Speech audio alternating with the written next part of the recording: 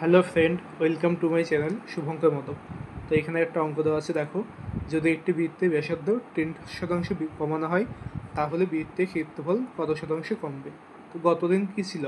10% বৃদ্ধি পেয়েছিল, আজকে 10% কমবে, তাই না? দেখো, গতদিন 10% মানে কত বলেছিলাম?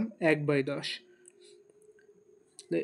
10 যদি ব্যাসার্ধ হতো, 1 বেড়ে 11 হয়েছিল, এখন 1 কমবে, তাই না? তাহলে 10 থেকে 9 হবে, একইভাবে 10 থেকে 9। বাঁ দিকে দেখো কত? 100। ডান দিকে 81।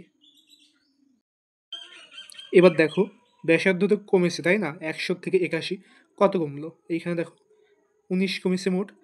তাহলে শতকরা যদি নির্ণয় করতে হয়, কী ছিল? মোট যা কমেছে 19 ভাগ কত? আগে যা ব্যাসার্ধ ছিল 100 ইন্টু 100 দিয়ে গুণ করতাম। তাহলে দেখো, এই 100 100 কাটলে কত? 19।